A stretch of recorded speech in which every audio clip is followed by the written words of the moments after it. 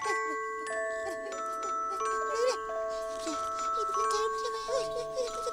la grenouille saute sur la larve et l'avale coulément. Oh, et la princesse est embrassée par le prince et la petite grenouille. Séquence 13, prise 1. Tout le monde a compris? Bon, bah alors, action. Bon, tout le monde a bien compris? Moteur demandé. Silence. Grenouille pour la vie, 5 sur 1, première. Bonjour. Tu devineras jamais ce qui vient de m'arriver.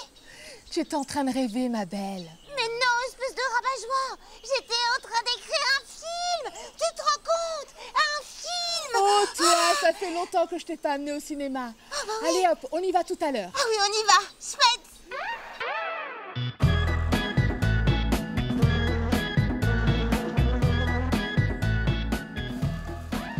Ouya, la conquête de l'univers.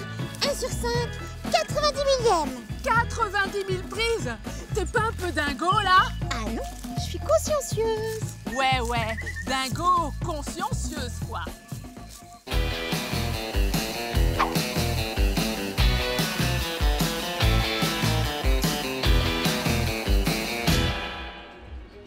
Il faut que je t'amène voir un vrai film. J'en peux plus que tu me réveilles toutes les nuits. Oh, mais c'est pas ma faute. J'ai pas dit que c'était ta faute. Mais j'en peux plus. Si tu veux, je t'achète les pop-corn. J'aurais des bons becs. Oh là là là là là là là là là. Waouh. Oh, Pajou, je peux avoir une glace aussi, s'il te plaît, Pajou? Mais tu n'aimes pas ça. Oh, bah ça dépend des parfums. Et par exemple, j'adore les asticots à la noix de coco, les larves à la mangue, les guêpes au miel, ça c'est trop bon. Mais qui mangerait un truc pareil? Bah mon grand-père, ma grand-mère, ma tati, Mais mon c'est tonton. bon. De toute façon, il n'y en a pas. Et tu préfères quoi? Aller voir un film ou plutôt te goinfrer, là? Bah on peut faire les deux, c'est une question de volonté, Pajou. Oh là là là là là là. Et Pajou, si j'ai trop peur, tu me tiendras la main? Mais oui, Nigaude.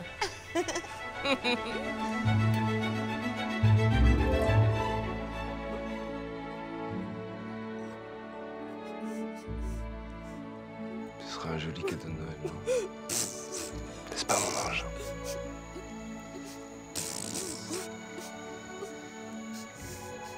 À très vite. Ton père qui t'aime fort.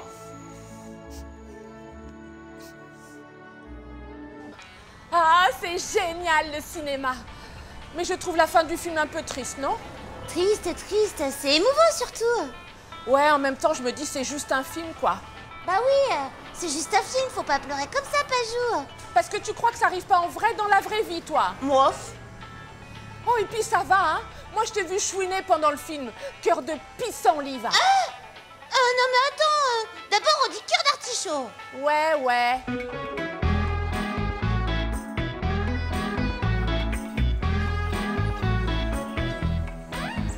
Oh, ça, c'est beau, ça. Que c'est beau!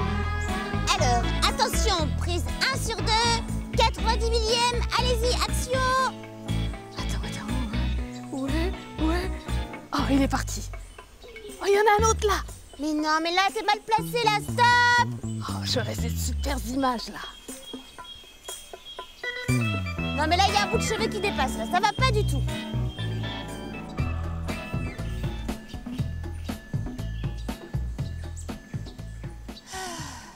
N'empêche que je peux pas m'empêcher de trouver la fin du film trop triste. Mais c'est ça la force du cinéma, Pajou. C'est riche en émotions, ça fait réfléchir, c'est génial, ça fait rêver, ça fait rigoler. T'as raison, c'est dingue les émotions que ça procure. N'empêche que j'aimerais bien savoir comment on fait un film. Pas toi? Pas comme dans mes rêves, pour de vrai. Un jour à la télé, j'ai vu un reportage sur comment on faisait un tournage. Et depuis, j'arrête pas d'y penser. Je voudrais faire pareil, moi. Tu sais quoi? On devrait appeler Marc Barra. Qui ça? Le réalisateur, Marc Barra. Mais attends, tu le connais? Pas vraiment, mais je le croise de temps en temps à Guyane Première, justement quand je vais déposer le reportage.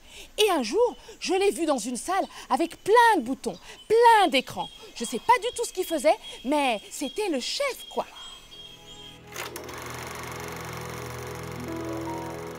Bonjour Marc Barra. Bonjour Pajou. Bonjour Ouya. Bonjour Marc. Vous connaissez des vedettes? Plein. Édouard Montout, Philippe Naon, Tony Delon, Kermit la grenouille. Oh là là, super Oya. Oui, d'accord. Excusez-la, hein. Elle adorait faire votre métier, en fait. Oui, c'est t'as vrai, raison. j'adorais ça. On peut commencer l'interview? Moi, je suis prêt. Marc Barra, comment vous est venue l'envie de devenir réalisateur? Alors, c'est au départ en rentrant dans une école de cinéma pour faire du son. Et ça fait une belle option son dans cette école. Et un prof de mise en scène a commencé à nous expliquer des films d'Hitchcock, de Truffaut, Spielberg, avec des séquences en analyse de films.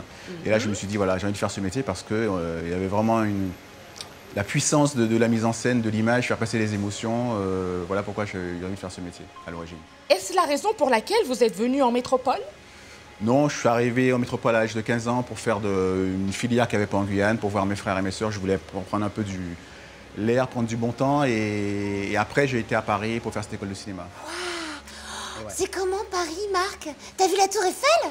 Bien sûr, et pas que la Tour Eiffel, Montmartre. Oui, c'est bien Paris, c'est une belle grande ville. J'ai cru comprendre que vous avez travaillé comme assistant réalisateur, n'est-ce pas? Oui, Pensez-vous que absolument. ce soit un passage obligé pour devenir réalisateur? Pas forcément, mais en tout cas, c'est une belle porte d'entrée, puisqu'en étant assistant réalisateur, vous côtoyez tous les métiers du plateau.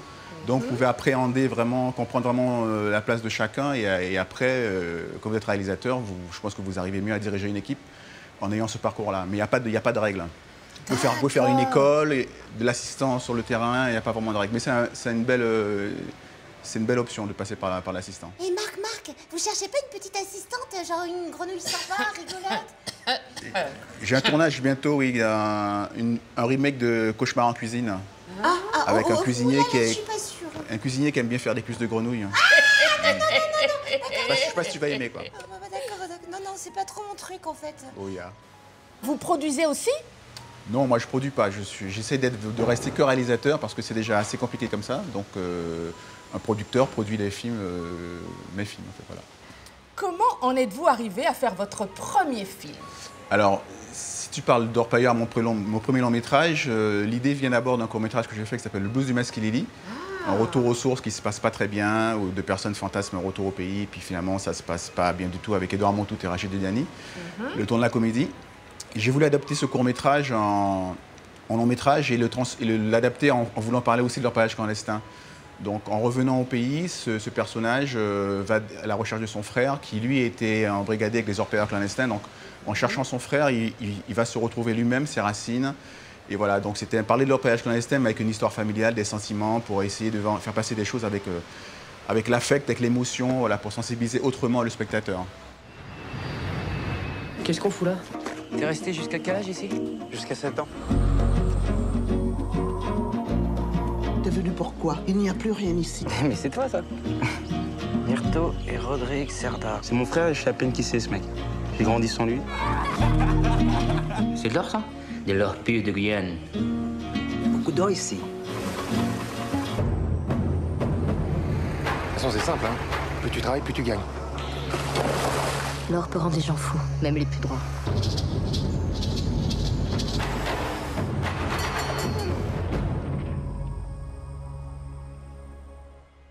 Comment avez-vous choisi vos comédiens?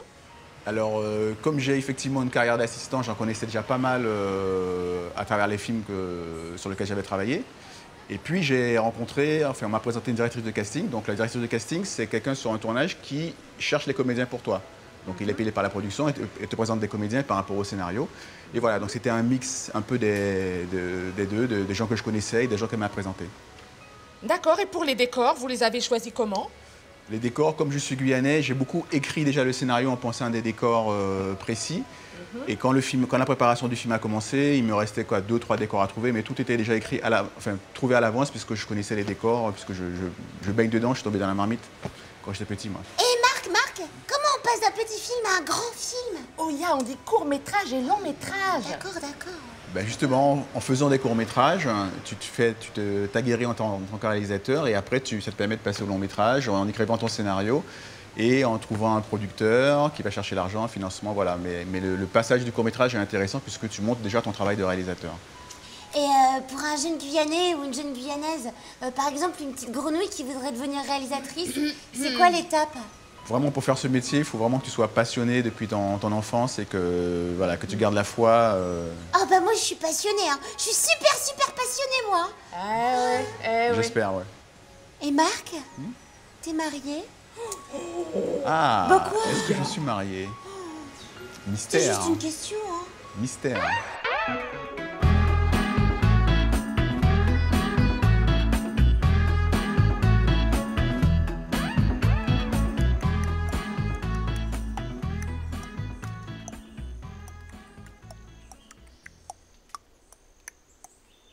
Pajou, et si on écrivait un film? Je sais pas, moi, c'est une bonne idée, mais quel genre de film? Bah, des aventures, de la rigolade et des larves. Oh, je crois que je te vois venir, là. Et oui, genre les aventures de Oya et Pajou en Amérique. Ou alors, Oya et Pajou font du saut à l'élastique. Ça serait chouette, non? Oya Quoi? dort. Et si je suis nominée au Festival de Cannes? Tu viendras avec moi, Pajou, dis? Oui, ma grenouillette en smoking, mais maintenant, on dort. Et à Cannes, ils ont de la canne à sucre? Oh là là là là là là là là là là. C'est cadré.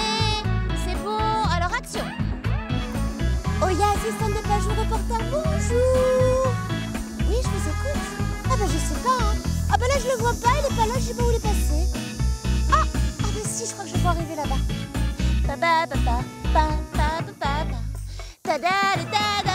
yeah. Oh là là, c'est super.